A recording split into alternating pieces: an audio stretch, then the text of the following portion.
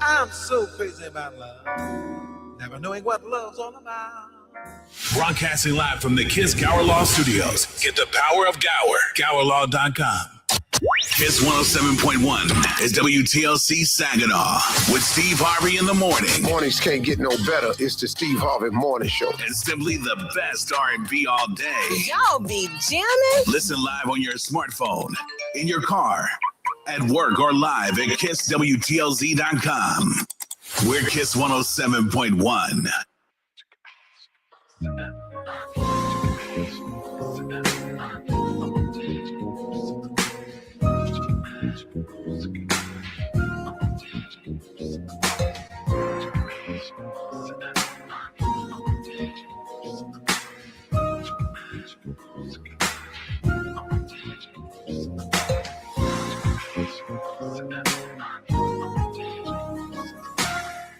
Good evening, ladies and gentlemen. Welcome to another edition of Straight Talk. I'm excited for you guys being here. To shout out to my man Jeffrey Bulls, the first person in the social media stream. To all of those of you who are coming in, let's please like, tag, and share this conversation with those in our community. Call your cousins, your family, your play cousins up the street. Let them know that Straight Talk is on. I want to give a shout out to everyone in the city of Saginaw who is operating in the space of positivity, who is making great things happen, who are out there being great and making our community a greater place to be. Now, I'm going to tell you the thing that I really am excited about. I'm excited about a lot of things, but I'm excited about the fact when we get through just past MLK Day in January, the days seem to start getting longer. And so we're not spending so much time in the darkness. I am a person, my clock moves with the circadians of the sun. So when the sun comes up, I am up. When the sun goes down, I happen to want to go to sleep all the time.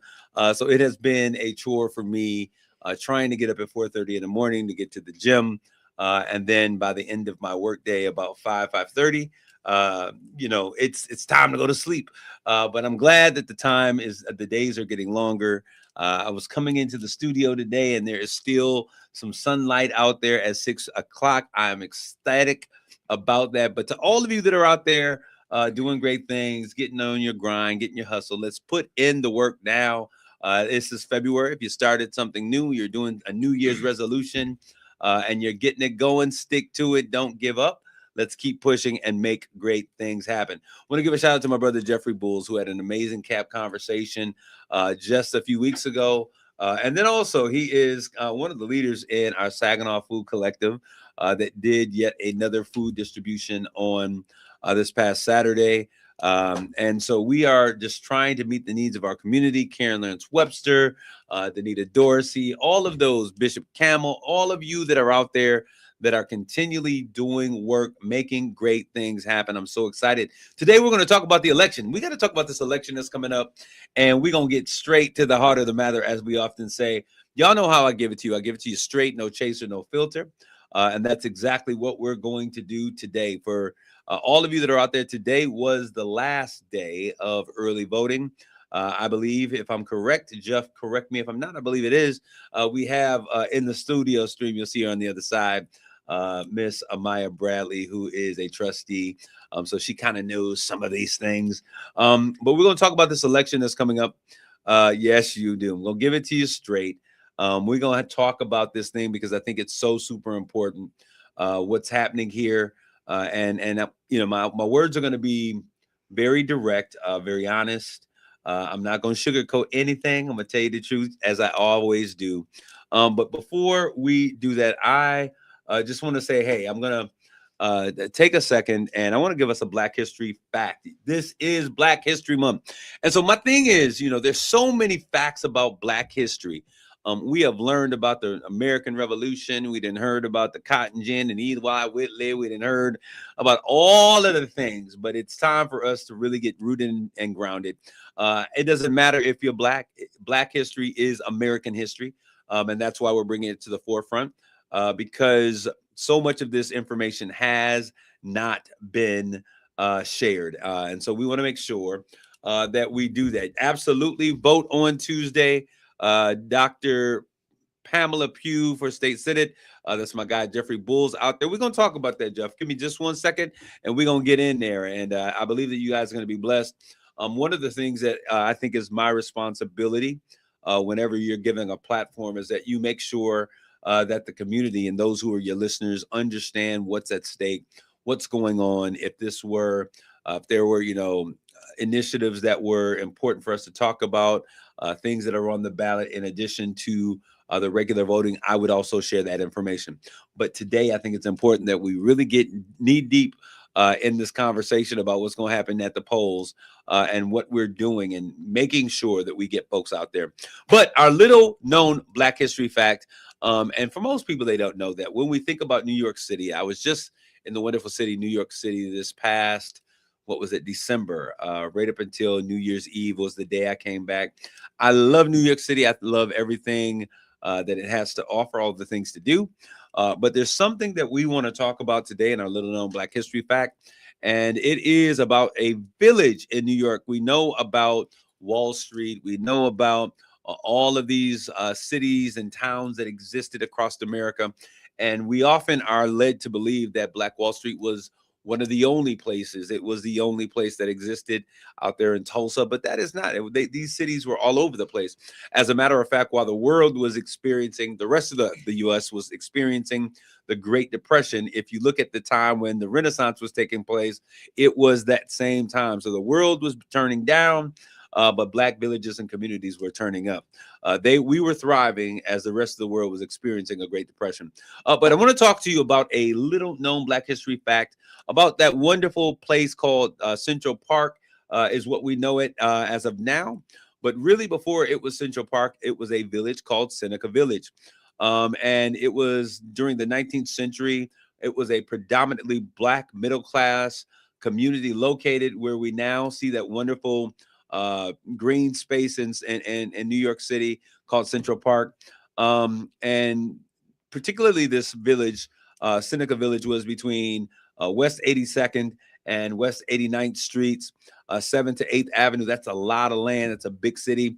And it was established in 1825 and was a thriving, independent, like I said, largely Black property owning settlement with churches and schools, about 300 or so residents before its destruction in 1857.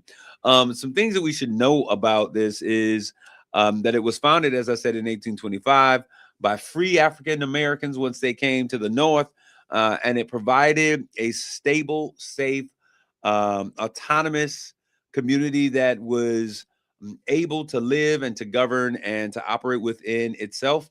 The barter system, for those of you who are not out there, was a major part of how they operated within that community. And it was an amazing place. It was destroyed in 1857. The city of New York, as they often do, this is what always happens, eminent domain steps in, and they needed the rich, wealthy folks wanted a green space. And so eminent domain came in to acquire the land, forcibly removing all of the 300 residents that lived in that community, and created Central Park. And so now much of this history has long been erased.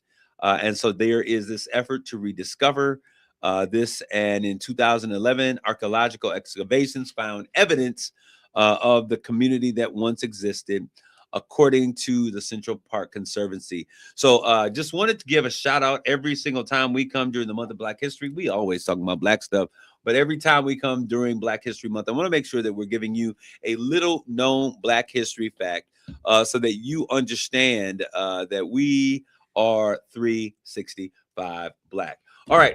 And then I want to move over. As I was saying, this past weekend, we had an amazing to do some work here in the community with the Saginaw Collaborative Food Collective.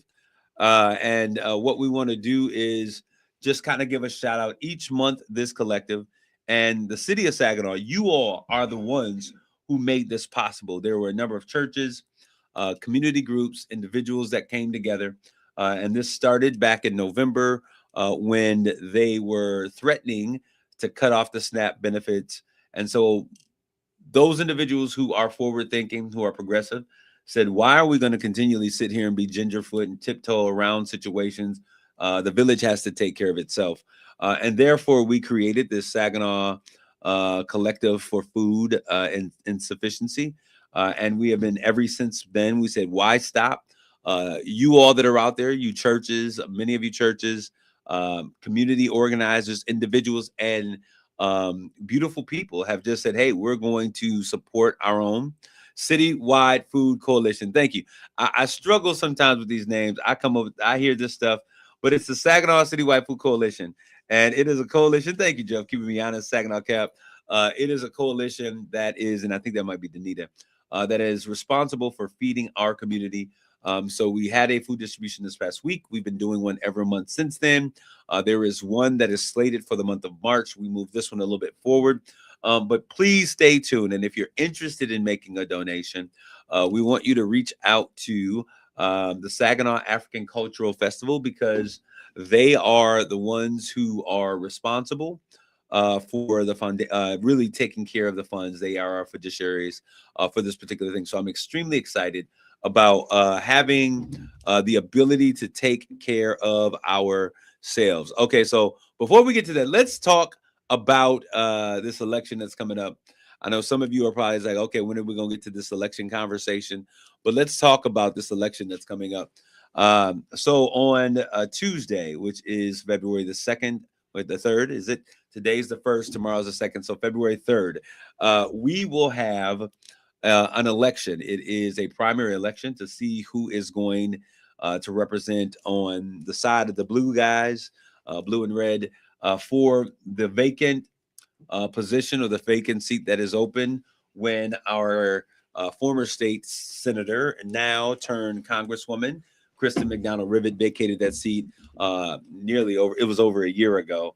And so Dr. Pamela Pugh is out there. She is vying for this position.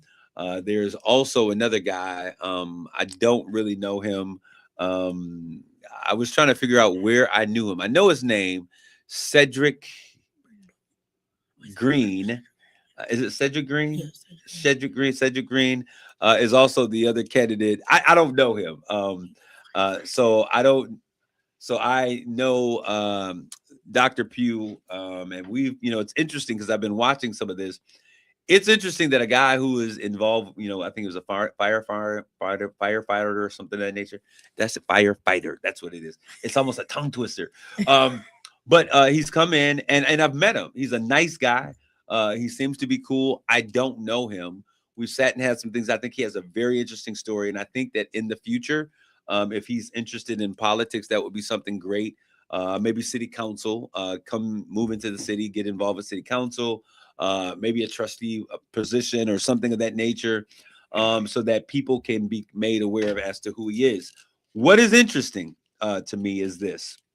I have been actively involved, and I say this with all good heart and good intentions, but just to say from this perspective, I have been actively involved in community work since about 2000. And a lot of that work then was with NBA athlete Jason Richardson. It was representing his interest in the community. It was paying for creating scholarships, the turnaround scholarship. There was a turnaround award that had existed, but we said, hey, let's add scholarships to this turnaround process. And so that's what we did. And so for about 15 years, there were scholarships that if you won the turnaround award, meaning that you had behavioral issues or some things, maybe bad grades, and you turned it around, we gave $500 scholarships to every student in Saginaw County that were doing that. Then there was another distribution of funds where he gave of his own $100,000. And so I helped to coordinate those distributions, which meant organizations that were partnered with the United Way would have these funding opportunities that were there. Then many of you would remember the Jason Richardson golf outing. And with that outing, we were able to raise nearly $750,000 over time with donations and events. And we were doing all of these things, working with organizations in our community, grassroots organizations. During that time, I would run in, and I grew up, let's be honest, I grew up with Dr. Pam Pugh. I went to school with her. We have known each other for a long time, but I came back, and when I came back to the city of Saginaw, I was working with her. I saw her at First Ward and at the community centers, and working with AXO and all of the things that she's doing. She's been a longstanding member of the NAACP, doing that work. And so it was interesting how someone who has had a life of public service, someone who has continually been working, fighting for the needs and the issues of our community. We know her as the state board president. And so she has been out there. When we saw the Flint water crisis, she was out there front and center. All of the things that are going on. And I do not like what I've been seeing. And it's sad because this is not Democrats versus Republicans. This is what the Democratic Party in some areas are doing to another Democrat. And I don't like what's happening. And for those of you who have stood out, and this is just a black thing or a white thing, this is a people thing. And because there has been many of you who are not black who have been standing up and saying that this is not right. The villainization of a candidate, and just really questioning everything down to is her skin color, really her skin color. But what was interesting about this for me, and I've just kind of made some statements and I've been posting, but today I just really want to be clear. Like Cedric Green, Mr. Green is really great. Now, the funny thing is that we fail. I fail on the other side of some of my political friends who are out there. Miss Rosa Holiday, Representative Amos O'Neill, people who I love, who I've supported, who I've donated to causes that they were a part of. I show up for on a regular basis. Mr. O'Neill's my guy. But I've never seen before. I didn't think that I was surprised when he came to endorse. I was surprised not by the fact that the Democratic Party at large here in Michigan did not want Dr. Pugh to be in that particular position. It is one of the worst. Absolutely. You're absolutely right, Jimmy Green. It is one of the worst campaign season that he's seen and I've seen in a very long time. I see norms being abandoned, but I'm going to tell you why this is important. It lets you know Michigan for a very long time has been, if you go back and you look at that initial election with Donald Trump, it has become a bellwether, a Saginaw bellwether city. But this particular seat represents a very vital role in terms of our governing and what's happening in our government here in Saginaw. It is the balance of power, those types of things. So the Republicans want this role, but the Democrats are also wanting to have it, but they want to control the narrative. And so now I got to tell you all about this. In a community, the people of that community, please hear me, Village. The people who live in a community. So this represents Saginaw County at large, Bay and Midland counties at large, this position that is up for the 3rd on Tuesday.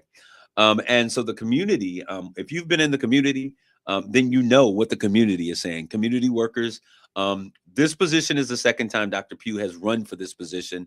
As I said, I did not vote for her because I did not think she was the best candidate the last time around. I voted for Kristen McDonald-Rivet. To the chagrin of many of my pastors and coalition, I don't do what people say because I'm voting for her because she's black. I'm voting for the best candidate. And in that moment, I went with what I felt. Now, in this moment, I believe that the best candidate is Dr. Pamela Pugh. And I need to explain to you why. Politics and what's happening politically does not happen in a vacuum, but there are connections. And what happens in another place has implications and can have entailments into other places. What we see on the national level taking place, what we see in Minnesota and other cities like that with ICE and other places, these are things that could easily happen in a great city, a great state like Michigan. And when we look at the communities that we have, wherever you have migrant workers, you don't necessarily need. Remember, the reason that people are getting these two things conflated. What's happening in these places is, initially it was about, undocumented immigrants. And then came about, we're sending these officers into Minnesota because of documents and files and our personal information. And now we're seeing that ICE agents have killed two individuals, shot two individuals. For me, it is about who are we going to have that would be bold enough, that would be courageous enough, if these types of things were to take place in our community, that would stand up and fight. I think that in order to do that, you have to understand the nuanced approach in which the way politics works. You have to understand and have connections to organizations like the Congressional Black Caucus and the NAACP and all of these other facets that are so key to fighting the good fight of faith for the village. Dr. Pugh has a long time for my situation, and this is not a commercial for her, but this is just people have asked me, Mr. Bowen, what are your thoughts? What are your opinions? And I'm just saying at this time, based upon what I'm seeing, when so many rights and so much equality is going in reverse for the first time in my life, I can say that the fight for equality is in reverse. Reassessing who is an American, reassessing the 14th Amendment. What does that mean? Reassessing is due process necessary? Reassessing what are the roles, the rights, and the responsibilities of the executive office.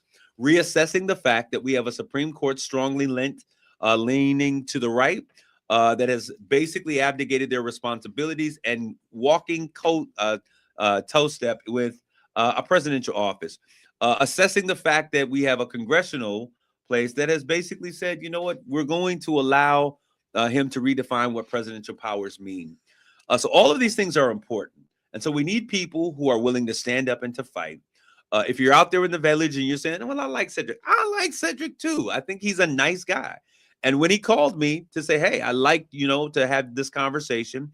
Many of you thought that I endorsed him because he asked me to say a prayer at his campaign launch. But he's a nice guy. So he asked me, and I said, I need to be clear that this doesn't mean that I am endorsing you. And he was cool with that. But as I look at this and I look at everything and everyone that's in this political scene, it is important for us to have someone who knows us, who's been with us, who has fought for us, and understands the importance of this moment. Now, I'm going to read something here. Jimmy Green, you said a lot, but I'm going to get this out of here. Jimmy says, I don't mean to point fingers, but this is a reflection of the failure of the chair of the local party. I agree. That position in a party apparatus is to peacekeep.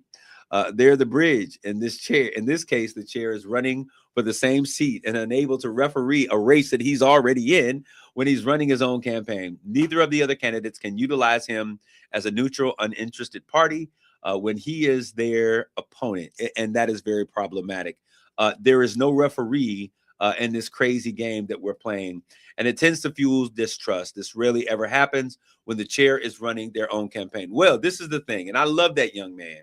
And he has a great future. I think that he did what was important. He got into the space that was necessary. He made himself known. He got involved with the process, and all of these things are good. Nobody is guaranteed a role or a response or a position in this fight.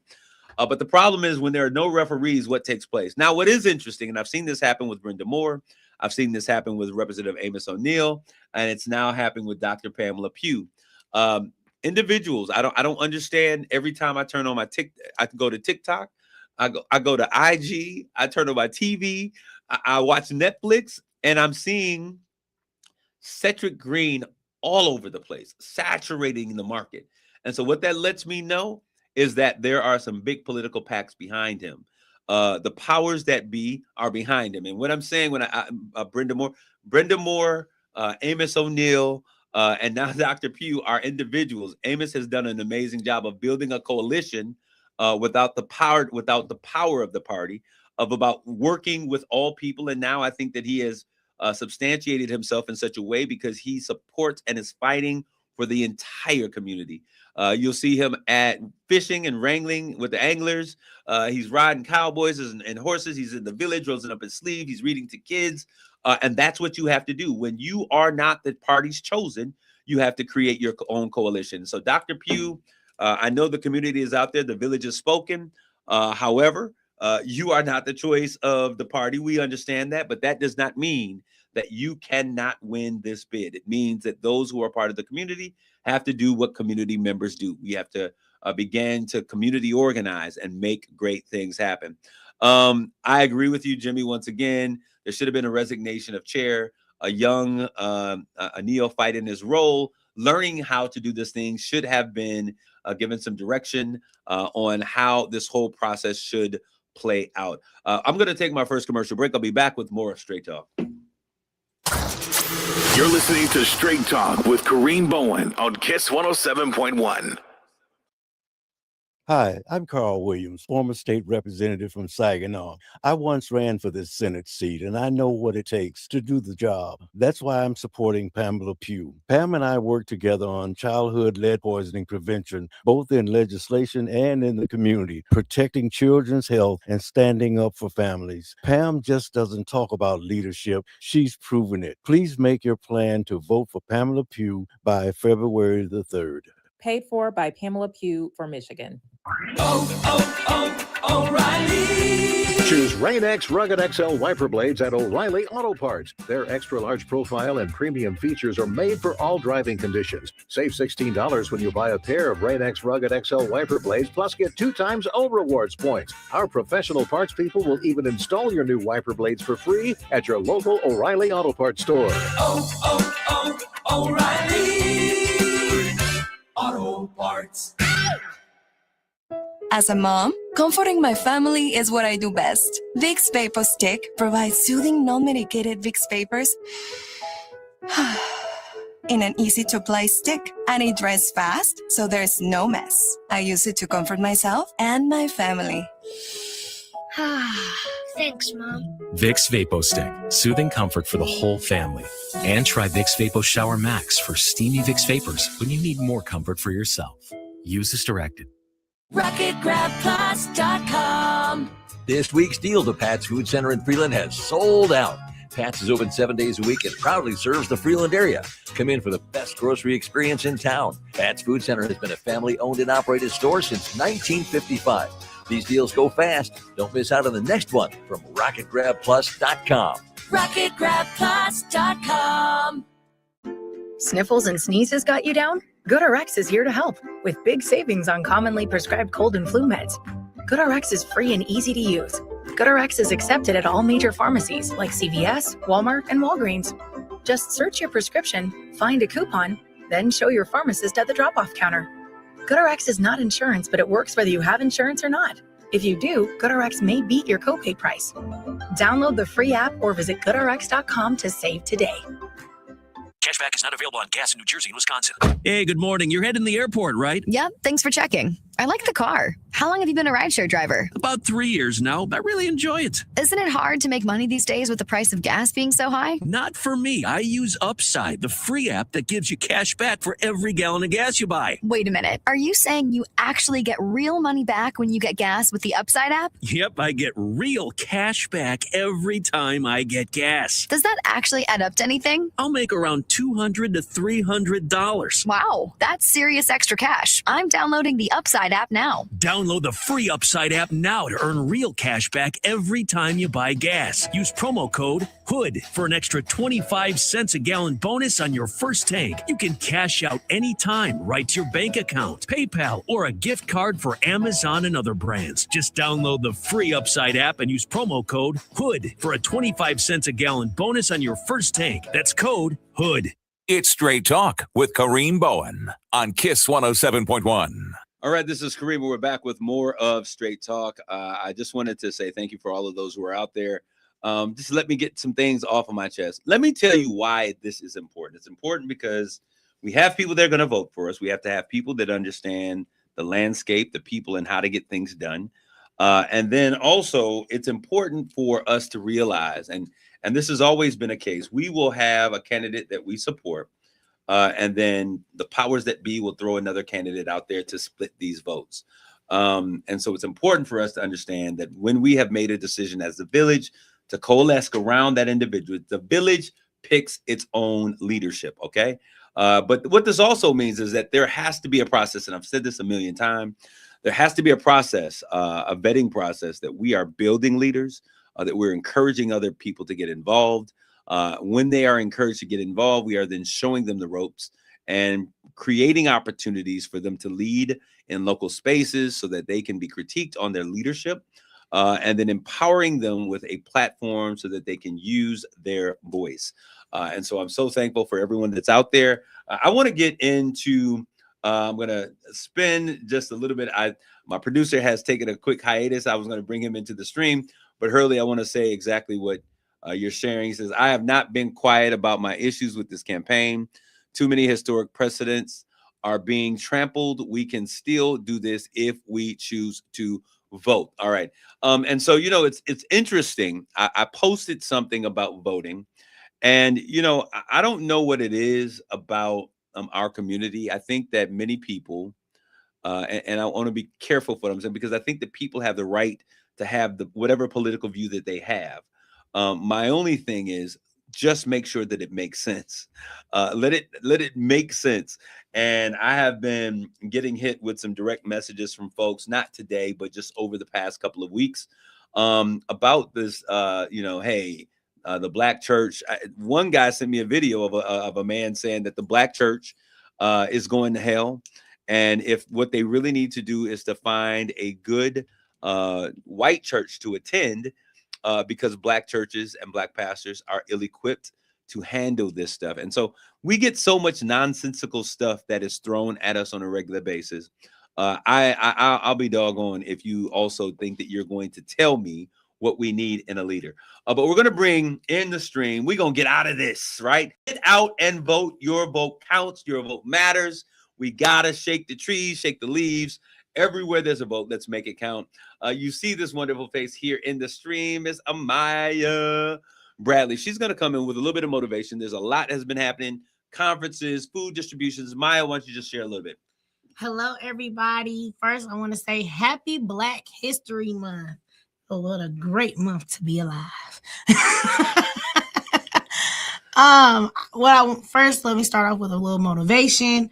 If you are down today, please remember that you woke up this morning. God started you on your way. You know, we have different challenges and everything, but always remember, keep on going. That's what I want to say first. Secondly, we had a lot of great things going on this week.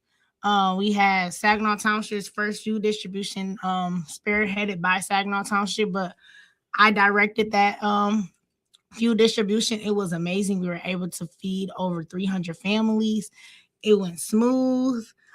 I liked how it was pretty quick. Let me say this, Amaya, and Jimmy, I got your comment. I definitely want to read that comment. But Amaya, I want to say this because it's interesting. You came in and you've been working with the collaborative that's been taking place here in the city of Saginaw that we addressed earlier, right? Mm-hmm. And you've been working, and most of those have been in the city locations. And you say, wait a minute, how come the township, they got hungry people too? Right. So we're seeing people cross over into the city for the distribution that takes place. You went to the powers of being like, listen, I'm a trustee here. I want to fight for this. Why are we not having food drives in our community? And what's interesting is that most people would think, oh, it's the poor people on the east side who need it, right? Yeah. But the reality of it is that there is a new face of hunger. There's a new face of food insecurity, and you tapped into that. Now, this is what I want to say. First of all, I want to give you your flowers. Congratulations, kudos on even having the wherewithal to think that way. Secondly, the thing that I want to say is that while we were there, the township showed up for this food distribution. You had supporters among, your colleagues, but what I mean is there were lines that were indicative of the fact that hunger and food insecurity is not a black or white issue. It is not an east side or west side issue. In fact, people are struggling because unlike what's told was going to happen, the cost of eggs have not gone down. The cost of milk has not gone down. The cost of prescription drugs have gone up. So there's a need for these types of programs. Great job. What else you got going on this week? Thank you. Also, I want to put in that, sorry. I also want to put in like what you were saying about the food insecurity. The fact that I got a phone call at 5:00 in the morning saying that we already have people lined up and the first person got there at 12 a.m. Yeah. That right there just made me filled with joy that I was able to pull this together with the help of the Eastside Soup Kitchen with Miss Diane Keenan. But it also hurt my heart because these are the things that's going on in the community, and it's like some people don't see it, but it's a need. As long as one person sees it that we can meet the need, then that's great. Yeah. Absolutely. Hurley Coleman is saying Alice is everywhere. For those of you who are out there, when we talk about Alice population, we're talking about asset limited, income constrained, employed, and essentially what that means, the working poor.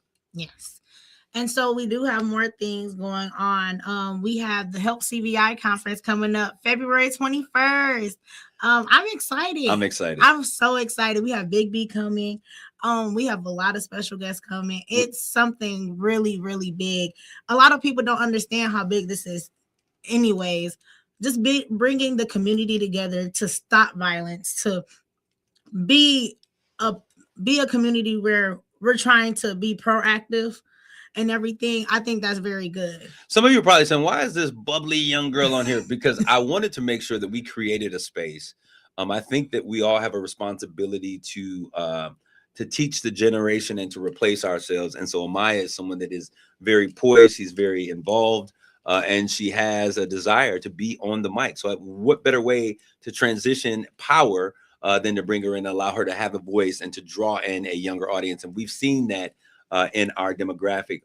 But what's important about CVI, and I want to say this while you guys are there. You guys hear Help CVI, you hear about CVI, Community Violence Intervention, and what that is. Because we are operating and we are building an ecosystem. An ecosystem is that environment that is necessary. All of the key players.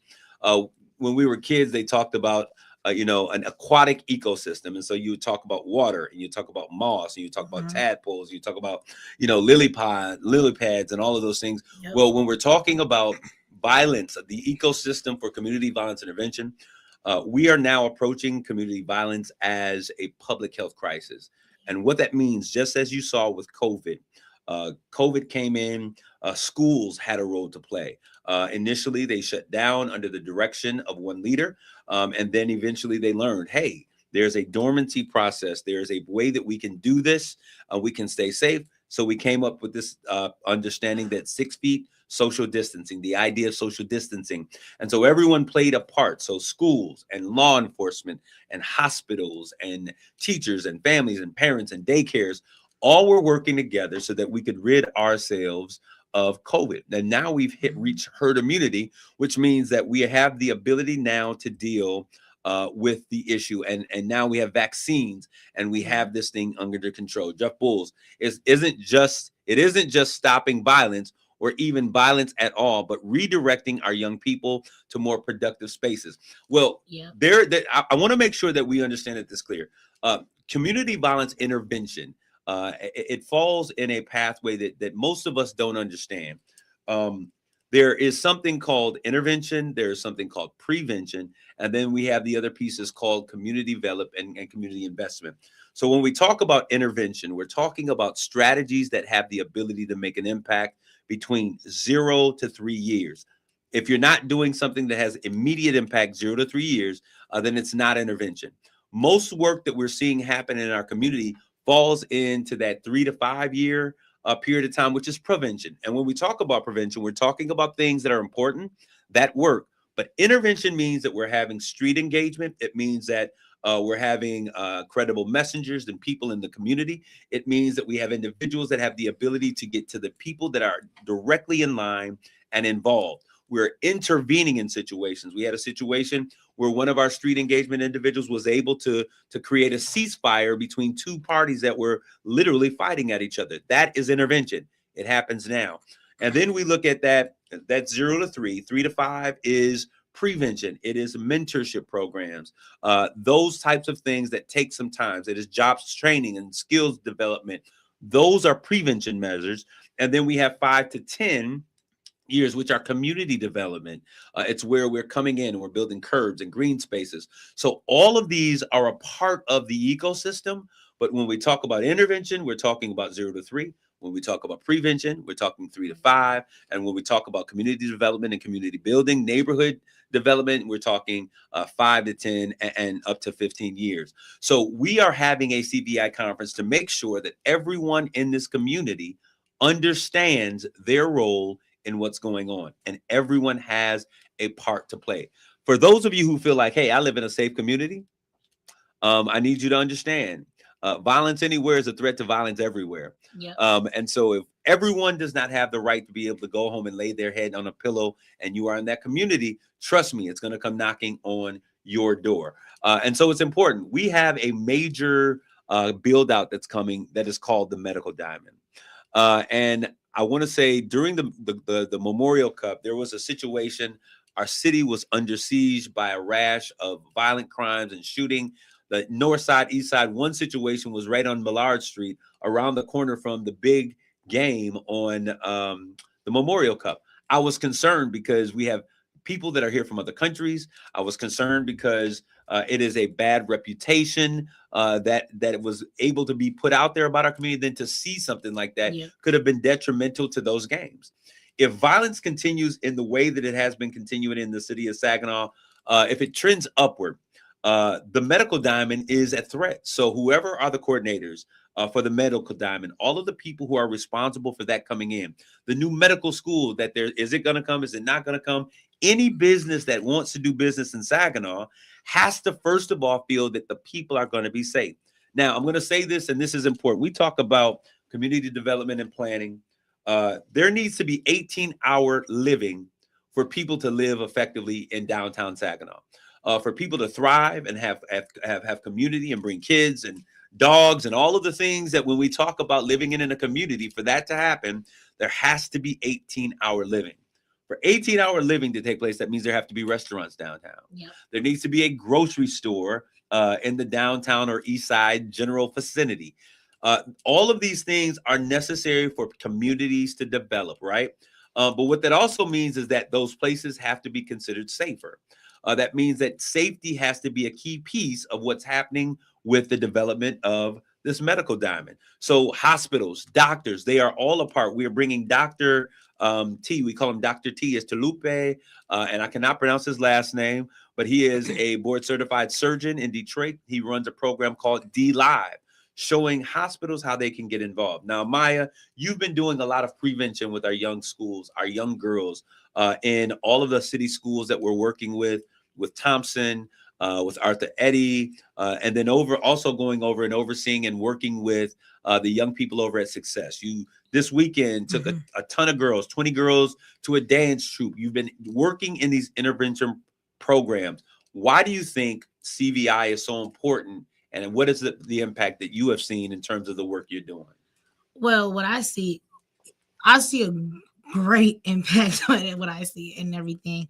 You have students that get into fights a lot. You have students that have come from a bad background where it's hard for them to adapt to a new way. But if you show them a different way, they'll like, oh, okay, yep, I think I'm feeling it. I think I'm feeling it. You always say consistency over time builds trust.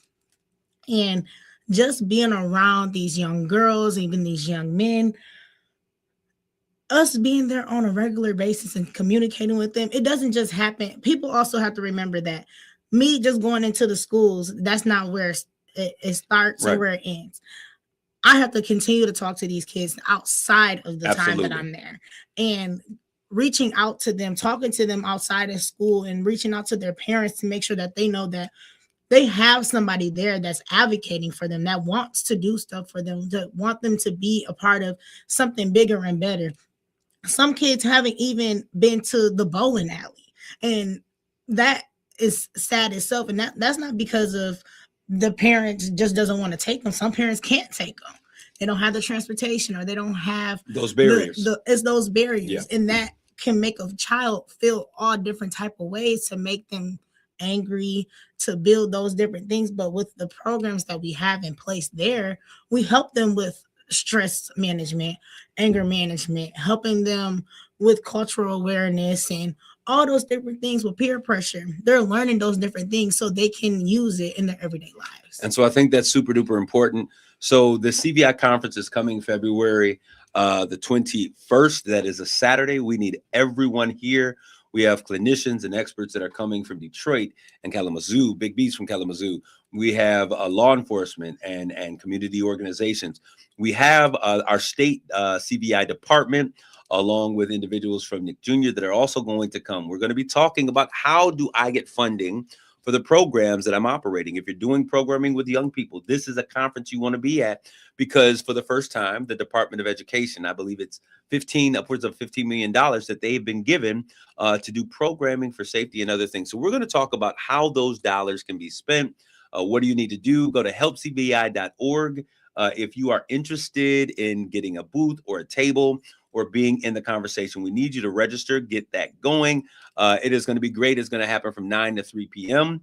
on Saturday the 21st. We'll give you more information as that happens. But really quick, before we go to this break, real quick, I just want to read this comment by Yancey Wingard, who I always enjoy.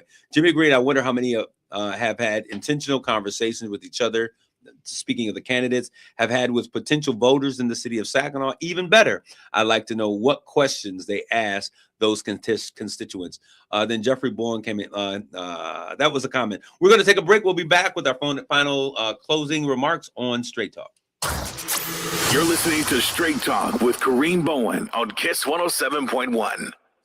RocketGrabPlus.com. Are you always on the hunt for a good bargain? Find all kinds of things to keep you busy inside all winter long at RocketGrabPlus.com. Great deals from local places like Yogurt Yeti, BC Golf Simulation, Poker Face Aesthetic Club, PD's Dugout, and K-Wall's Kitchen. It's cold outside, but the deals and savings are hot at RocketGrabPlus.com. Visit RocketGrabPlus.com today for all the details. RocketGrabPlus.com. Hey, I got you something. What's this? Just a little Galentine's gift from Jewelry Television. JTV, I love their jewelry. I had my eye on this pearl bracelet on JTV.com. Plus, I love their colored gemstone jewelry. And have you seen their gold? Right now, take up to 70% off select jewelry and gifts at JTV.com. You are not going to believe their gemstones and their artisan collections. Gorgeous. Are you going to open your gift? It's the pearl bracelet. Visit JTV.com. Need parts fast? Need them now? O'Reilly is fast. Just one part that makes O'Reilly Auto Parts stand apart. Right now at your local O'Reilly Auto Parts, you can get one free set of brake pads when you buy 2 qualifying brake rotors. Ask the professional parts people about additional brake pad and rotor upgrade options available at O'Reilly Auto Parts. O'Reilly Auto Parts.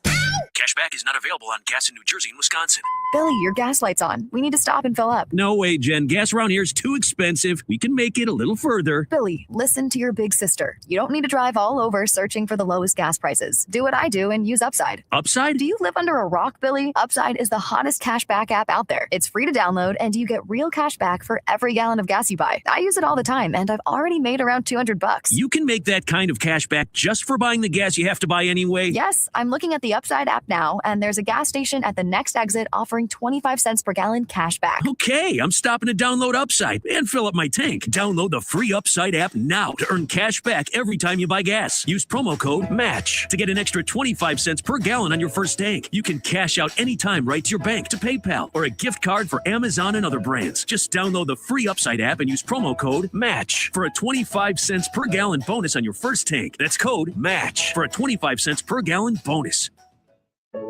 Feeling overwhelmed or sad? Struggling with your mental health, substance use, or thoughts of suicide? Turn to Michigan's 988 Suicide and Crisis Lifeline. Call, text, or chat 988 for free confidential support 24/7. Dial 988 or learn more at michigan.gov/988. Sponsored by the Michigan Department of Health and Human Services and the Michigan Association of Broadcasters. It's Straight Talk with Kareem Bowen on Kiss 107.1. This is Kareem, and we're back with more of Straight Talk. Before Mr. Green put this in the comment, I want to in the chat. I want to make sure that we get this. I want to read it. I've been in Republican politics for over 30 years. That's true, y'all. He's a Republican. He used to be. He is a reform. No, I'm just joking. And here's something that's always been true. Democrats need to like their candidates. Republicans don't.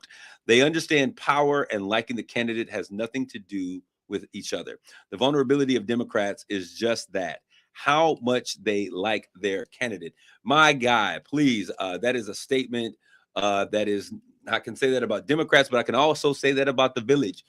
We need to realize there are other communities that say, hey, if we're going to get to the bag, if this is going to make us better, let's do what we got to do. Let's work. We don't have to like each other to work together. And I think that's super important. We've got to make sure that we understand. Sometimes I think that this crab mentality that we often hear or talk about, if it's not us, we don't want it to be anybody. But the fact of the matter is, when we support one another, when your opponent or whoever it is, if we support them, guess what? Then we have an opportunity. We create pathways to success. And I think that that's super duper important. I wanted to go back to Miss Amaya. Amaya, you have a conference that's coming up. I didn't give you a chance because I jumped in because I was so excited about what was going on. But I want to allow you to finish about this girls' conference that's coming up. It's happening so fast. Talk a little bit about Girl You Make Things Happen. So Girl You Make Things Happen. At first, a little background story about it. I started it when I was 16 in 2019. And my first conference, we had over 150 girls. It was successful. It was great. Girls loved it. They still talk about it to this day. I have people come all the way from Mississippi, Texas. It was just amazing. Last year I had brought it back. Due to COVID and everything, I paused, and life challenges, I had paused. And I said, I don't know, but with the encouragement of you pushing me and everything, it encouraged me to bring it back. And having it last year, it was amazing seeing the young girls be there, seeing how they enjoyed themselves, but also got something out of it. So this year we're doing it again, and it will be in April 18th. And I had a lot of parents and young people reach out to me saying that I want to be involved. I want to go. I want my child involved, but it's the age group is not a part of the group that you are allowing to come. But this year I'm opening it up to 4th and 5th graders. Okay. And because I work with those girls, and that's not fair to them. If I work with you on a weekly basis, on a daily basis, and I have these other young girls that I work with, and they're allowed to go, but you're not. So I'm opening up to 4th to 12th graders, and also to the mothers. Mothers, I want you all to gather something out of it. I want you to, it is going to be a class called Navigating a Relationship with Your Daughter. So wait a minute. Say that once again. Navigating a relationship with your daughter. Okay. For all of, what is the tenets? Explain to me what this is about, because I love the title. So we all know if you are a girl mom, or even if you're a daughter out there, you know, mother-daughter relationships can be a little rocky. Ooh, the estrogen gets high and the house goes crazy. Yes. Mother-daughter relationships can get a little rocky, but also young girls need to know that even though your mother is your mother can also be your friend. But mothers also need to know that your daughter is not a threat, because some mothers can get intimidated by their child because of the different opportunities that their child has versus what they had growing up. So this particular workshop, it'll be for mothers to just really get tools from the person that's will teach it. Well, Alethea Nichols Taylor will be teaching that class. So how do we build stronger relationships, mother-daughter relationships? I'll tell you, there's been a lot of focus on relationships between fathers and sons, and there's a lot of work to be done. Yes. But I often say, if we don't work with our girls, who will our sons marry? Yep. And so it's important for us to understand that just as that mother and that son have to have a relationship, that father and that son have a good relationship. Mothers and daughters, that relationship is very essential to our women growing up to be fully who they've been destined to be. Yes. And then also, girls need their dad as well. Yeah. And so the way that we connected was that I was a surrogate dad in your life, one of many. Yep. When the other man didn't bother, Phil became your father. That's Shaquille O'Neal. Y'all go look at it. But there is a need. Girls need a male who can speak destiny and purpose and affirm who they are for young women, just as we do for boys. So I'm excited about this conference. What's the date? When are we looking at that conference? April 18th. April 18th. It is a Saturday. And it will be at the Horizons Conference Center. 9 a.m. is for registration, but 10 a.m. is when we'll get everything kicked off and started. I'm excited.